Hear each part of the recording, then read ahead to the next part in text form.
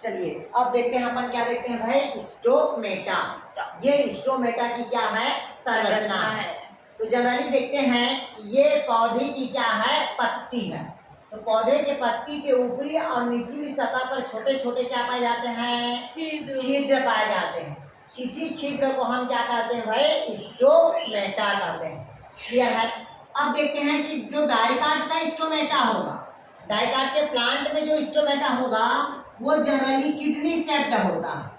किस शेप्ड होगा, kidney shaped. कौन सा प्लांट में, डाइकाट के प्लांट में। जबकि मोनोकाट के प्लांट में, कौन सा काट के प्लांट में, मोनोकाट के प्लांट में जो स्टोमेटा होगा वो भगवान शिव के डंबल के आकार का होगा। कौन सा आकार का होगा, डंबल शेप्ड होगा। जैसे कि ये देखिएगा इस प्रकार का होगा, ये डाइकाट के प्लांट में। और जो इस प्रकार का होगा वो मोनोकाट के प्लांट में होगा। क्लियर है। इस ये जो दिख रहा है ये डाइकाट के प्लांट में, और ये दिख रहा है, ये किसमें दिख रहा है आपका, मोनोकाट के प्लांट में दिख रहा है। मतलब डाइकाट में स्टोमेटा मिलेगा किस प्रकार का मिलेगा, किडनी के आकार का। जबकि मोनोकाट के प्लांट में कैसा मिलेगा, डंबल के शेप्ड में मिलेगा। क्लियर हुआ था क्या। और ये जितना भी स्टोमेटा होगा ये पत्तियों के बाह्य त्वचा पे मिलता है। बाह्य त्वचा मतलब एपिडर्मिस में मिलेगा। कहाँ मिलेगा भाई, एपिडर्मिस में होगा। क्लियर है। अब हम इसकी संरचना की बात कर रहे हैं तो इस प्रकार की इसकी क्या दिख रहा है, अपने को स्ट्रक्चर दिख रहा है। कैसा दिख रहा है भाई, इस प्रकार की इसकी स्ट्रक्चर दिख रहा है। इसकी समझिएगा स्ट्रक्चर को। ये इस प्रकार की क्या है, इसकी स्ट्रक्चर रहेगा। बाहर का सेल कहलाता है हमारा, क्या कहलाएगा, सब्सिडरी सेल। बाहर का सेल क्या कहलाएगा, सब्सिडरी सेल। ये कहलाएगा आपका वॉल सेल कहलाएगा। क्या कहलाएगा, वॉल सेल। और बीच में जो खाली जगह रहता है ये कहलाता है वैक्यूल्स कहलाएगा। क्या कहलाएगा, वैक्यूल्स। यहाँ केंद्रक रहेगा, साइटोप्लाज्म रहेगा, क्लोरोप्लास्ट रहेगा। सभी प्रकार के सेल ऑर्गन क्या रहेगा, प्रेजेंट रहेगा। सभी प्रकार के सेल ऑर्गन क्या रहेगा, प्रेजेंट रहेगा। तो ये स्ट्रक्चर आप क्या कहता है भी आपका क्लोरोप्लास्ट है। इसमें ज्यादा नहीं है, ठीक इसकी स्ट्रक्चर से। ठीक इसमें मेन जो पूछता है वो डिस्ट्रीब्यूशन ऑफ स्टोमेटा का क्वेश्चन पूछता है। तो हेडिंग डालिएगा डिस्ट्रीब्यूशन ऑफ स्टोमेटा। अभी ओपनिंग और क्लोज नहीं पढ़ाए, केवल स्ट्रक्चर ऑफ स्टोमेटा। तो केवल पूछता है डाइकाट में किस प्रकार का होगा, किडनी, और मोनोकाट में कैसा होगा, तो डंबल। अभी जो पढ़ा रहे हैं डिस्ट्रीब्यूशन ऑफ स्टोमेटा उसको अच्छे से लिखिएगा, वो मैथ्स द कॉलम में पूछता है। तो लिखिएगा distribution of stomata.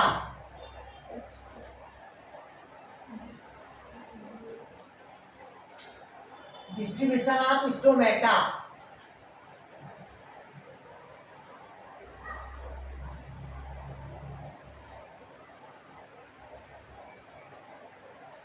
Distribution of stomata मतलब स्टोमेटा का क्या कहता है भी आपका वितरण, कि कितना कितना कहाँ कहाँ पाया जाता है।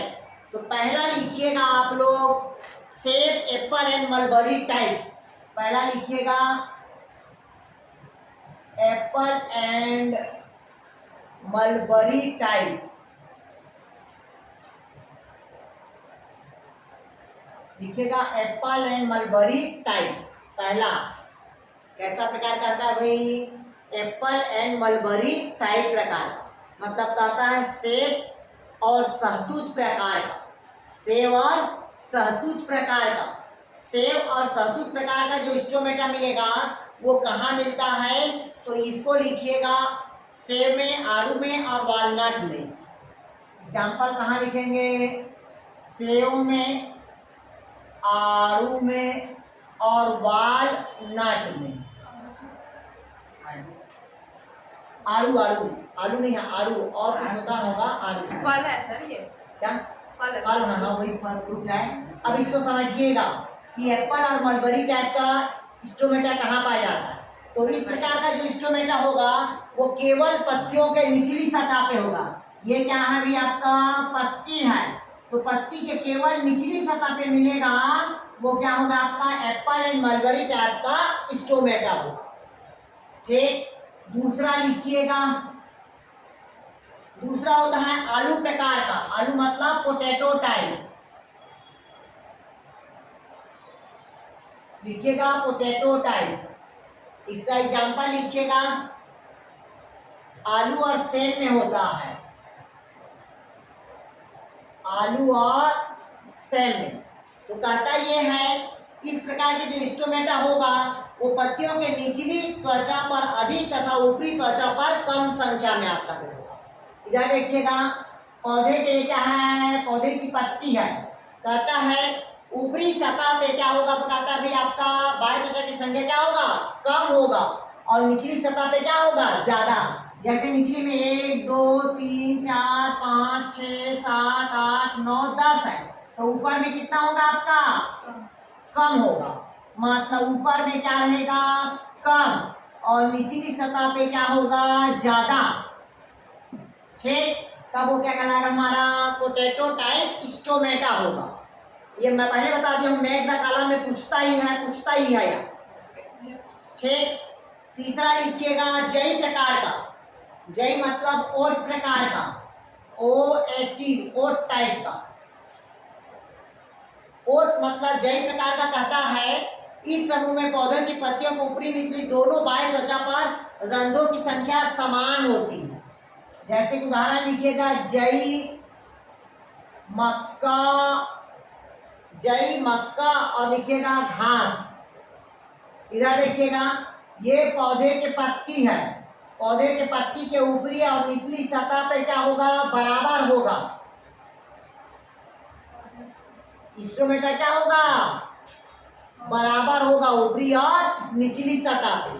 तब हम इसे क्या कहेंगे, ओट प्रकार का स्टोमेटा कहेंगे।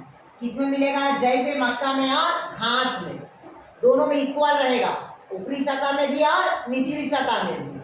चौथा लिखिएगा आप वाटर लिली टाइप, चौथा लिखिएगा क्या, वाटर लिली टाइप।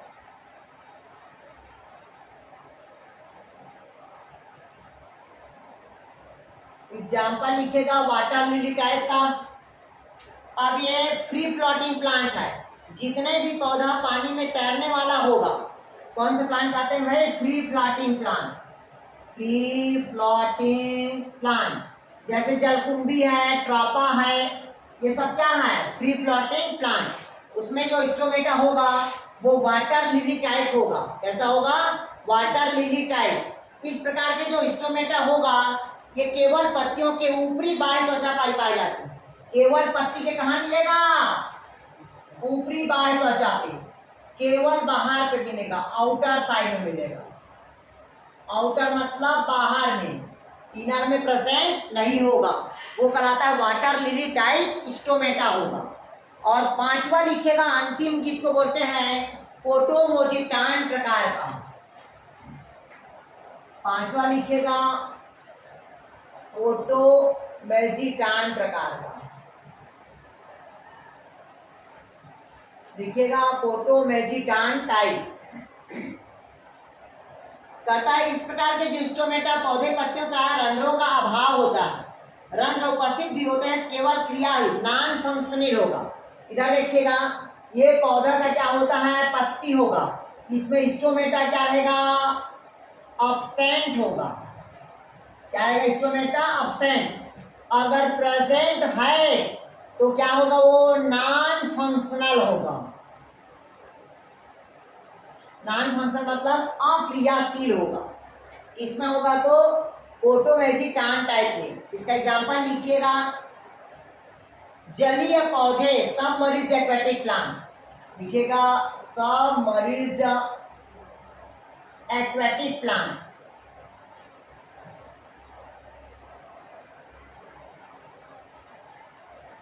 मतलब जमीन के जल उसके अंदर डूबे हुए, किसके अंदर डूबा हुआ, पानी के अंदर डूबा हुआ क्या होता है, पौधा, वो सब क्या होगा, पोटोमेजिटान प्रकार के होगा। क्लियर हुआ, एग्जाम्पल बता दिया ना, जमीन के मतलब जल के अंदर पाए जाने जो पौधा होगा वो पोटोमेजिटान प्रकार का स्टोमेटा होगा। हाँ जी बोलिए। कट के जुड़ रहे हैं, 1 मिनट रुके।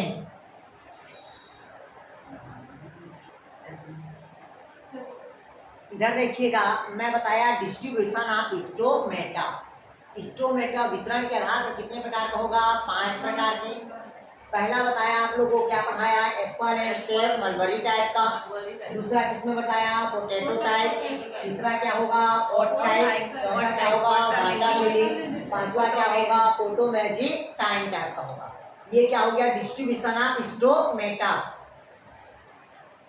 अब लिखिएगा, तो stomata on the basis of the daily moment. अब मोमेंट के आधार पर, गति के आधार पर स्टोमेटा के प्रकार लिखिएगा। मोमेंट ऑफ स्टोमेटा, गति के आधार पर लिखिएगा। मोमेंट ऑफ स्टोमेटा लिखिएगा। मोमेंट ऑफ स्टोमेटा, गति के आधार पर स्टोमेटा के प्रकार। मतलब कई स्टोमेटा 24 घंटा खुला रहता है, किसी का स्टोमेटा 5 घंटा खुला रहता है, किसी का स्टोमेटा 24 घंटा खुला रहता है, किसी का 12 घंटा। मतलब अलग अलग टाइम में क्या होता है? स्टोमेटा खुलता है। कोई केवल शाम के समय खुलता है, कोई दिन के समय खुलता है, कोई रात्रि में खुलता है।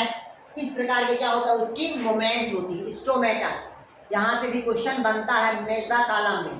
तो पहला लिखिएगा आप लोग, alpha alpha type. Alpha alpha type, पहला क्या लिखेंगे? अल्फा एवं अल्फा टाइप लिखिएगा। इस प्रकार के रंध्र दिन रात 24 खुले रहते हैं। कितना घंटा ओपन होगा? 20 आवर्स ओपन रहता है स्टोमेटा।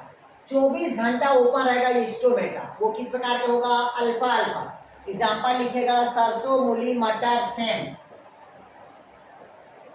सरसों, मूली, मटर और सेम, ये पहला हो गया अल्फा अल्फा। 24 आवर क्या रहेगा? ओपन रहेगा। क्या ओपन रहेगा? तो स्टोमेटा। सेकंड नंबर लिखेंगे आप लोग।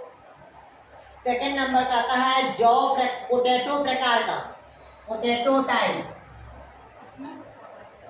हाँ, इसमें भी पोटैटो है। ठीक, इसमें जो पोटैटो टाइप होगा, इस प्रकार के रंध्र सायंकाल के कुछ घंटों को छेड़कर शेष दिन में खुले रहते हैं। मतलब कहता है इस प्रकार के जो स्टोमेटा होगा, इस प्रकार के स्टोमेटा होगा, वो शाम के समय कुछ घंटों के लिए बंद रहता है, बाकी टाइम खुला रहता है।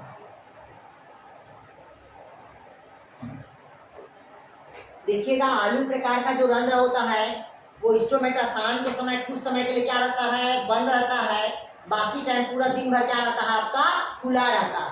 इसे क्या कहते हैं भैया? अपन पोटैटो टाइप। इसका एग्जांपल लिखिएगा, आलू, प्याज, लौकी, बंद गोभी। आलू, प्याज, लौकी, बंद गोभी। आलू, प्याज, लौकी, बंद गोभी। लिख लिया यहाँ तक क्या? क्या लिखे भाई? आलू, प्याज, लौकी, बंद गोभी। ये किस प्रकार का होगा? आपका पोटैटो टाइप होगा। किस प्रकार का होगा? पोटैटो टाइप होगा। क्लियर हुआ था क्या? कौन होगा? आलू, प्याज, लौकी और बंद गोभी, ये सभी क्या होगा? पोटैटो टाइप का। तीसरा लिखिए आप लोग, जौ प्रकार का, बार्ली टाइप।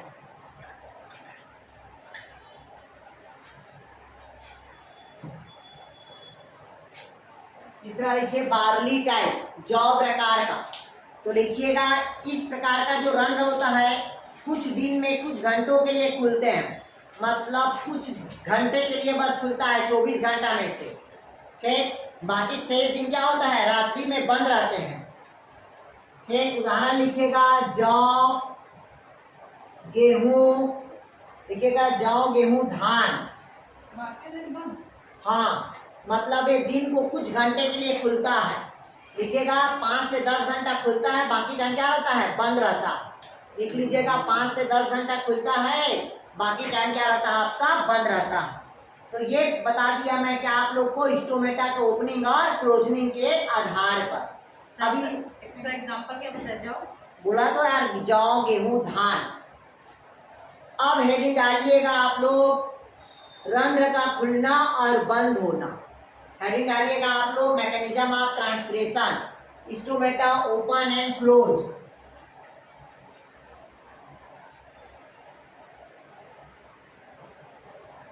हेडिंग डालिएगा रंध्र का खुलना और बंद होना।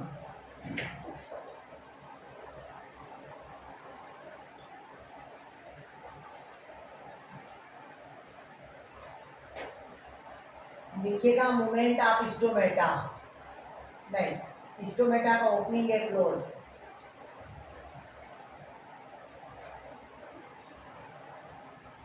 स्टोमेटा का क्या देखते हैं भाई? ओपन एंड क्लोज, मतलब रंध्र का खुलना एवं बंद होना। इसको समझिएगा, इसको समझना है भी अपन रंध्र का खुलना और बंद होना को, इसको दोनों को समझिएगा आप लोग। रंध्र का खुलना और बंद होना लाइट के ऊपर डिपेंड करता है। किसके ऊपर डिपेंड करता है भाई? लाइट के ऊपर। जैसे आप लोग को पता होना चाहिए, इधर समझिएगा, जो इसको कहते हैं दैनिक गति, इधर देखिएगा, ये पहला स्टोमेटा है। ये क्या है? स्टोमेटा। अभी क्या है? बंद है। क्या स्टोमेटा यहाँ बंद है ना? यार अभी बंद है यहाँ तक के। यहाँ से कौन सा लाइट पड़ेगा? सनलाइट पड़ेगा। कहाँ पड़ा? पौधे के पत्ती के ऊपरी त्वचा के स्टोमेटा पे पड़ा। जैसी प्रेशर पड़ा तो यहाँ पास जो लाइट का प्रेशर क्या रहेगा? ज्यादा रहेगा।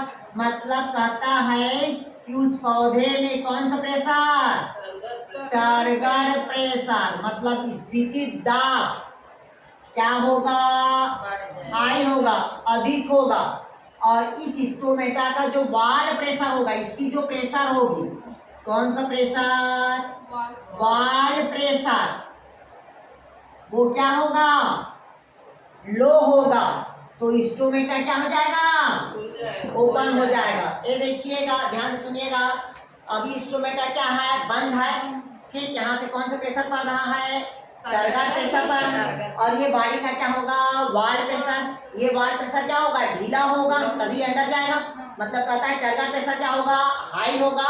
और ये बॉडी का जो वाल प्रेशर क्या होगा? लो होगा। तो स्टोमेटा क्या होगा? ओपन होगा।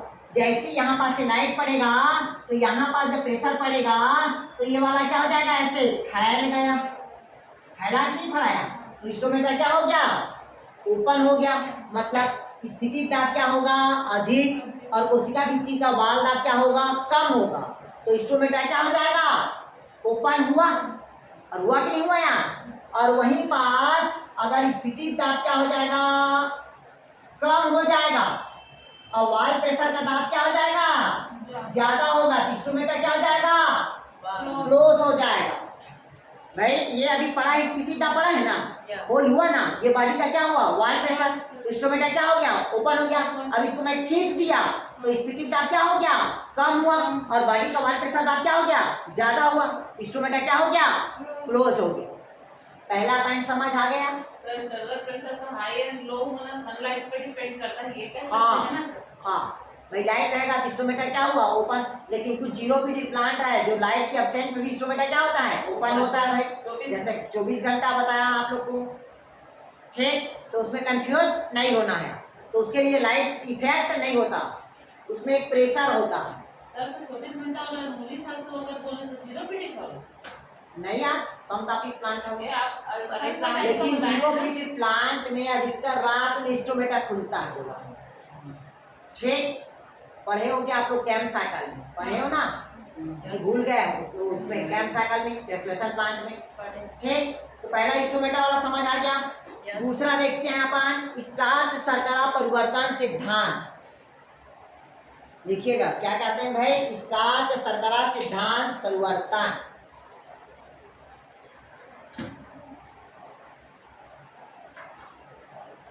स्टार्च शर्करा सिद्धांत। दूसरा कौन सिद्धांत कहता है? स्टार्च शर्करा सिद्धांत। इधर समझ लीजिएगा।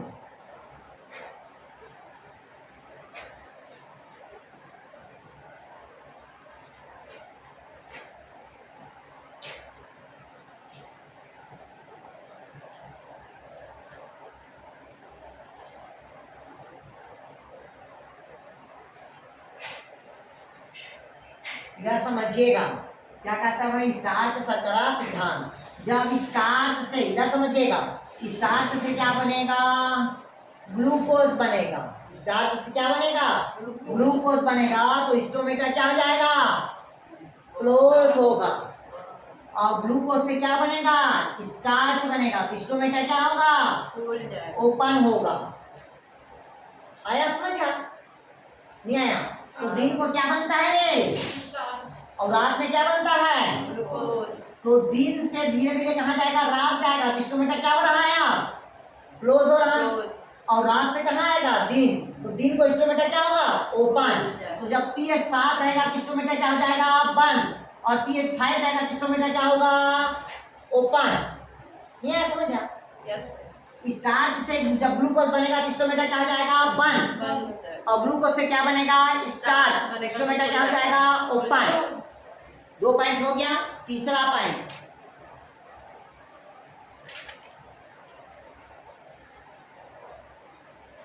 तीसरा पॉइंट समझिएगा, इधर देखिएगा। तीसरा पॉइंट कहता है पोटेशियम आयन। कौन सा आयन कहता है, पोटेशियम आयन। इधर समझिएगा, ये पौधा का क्या है, पत्ती है। इधर समझिएगा, पौधे के पत्ती के पास जब पोटेशियम आयन जाएगा, क्या आएगा, पोटेशियम आयन जाएगा, तो स्टोमेटा क्या हो जाएगा, ओपन। जब पौधे के पत्ती से पोटेशियम आयन क्या हो जाएगा, बाहर होगा, पोटेशियम आयन क्या हो जाएगा, क्लोज हो जाएगा, बाहर जाएगा, तो स्टोमेटा क्या हो जाएगा, क्लोज हो जाएगा। इधर समझिएगा, पोटेशियम आयन द्वारा स्टोमेटा खुलना या बंद होना। पोटेशियम आयन के जब पौधे की पत्ती में पोटेशियम आयन प्रवेश करेगा तो स्टोमेटा क्या हो जाएगा, ओपन। जब पत्ती से पोटेशियम आयन क्या निकल जाएगा, बाहर, तो स्टोमेटा क्या हो जाएगा, क्लोज।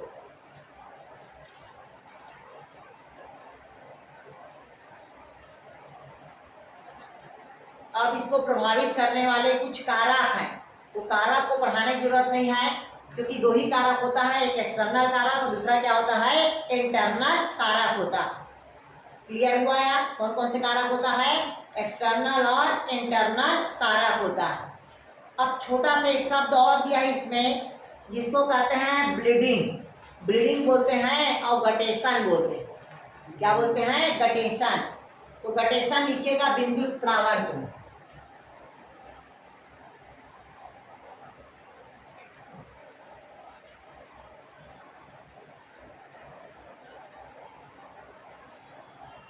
लिखिएगा गटेशन या बिंदु स्त्रावण।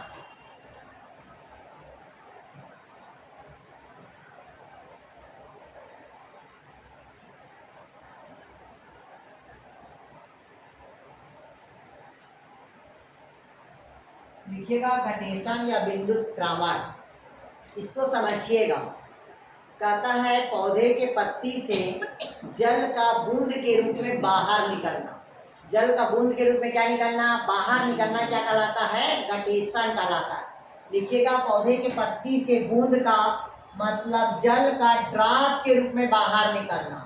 किस रूप में बाहर निकलना भाई, ड्रॉप के रूप में जल का क्या निकलना, बाहर निकलना, वो क्या कहलाता है, गटेशन कहलाता है।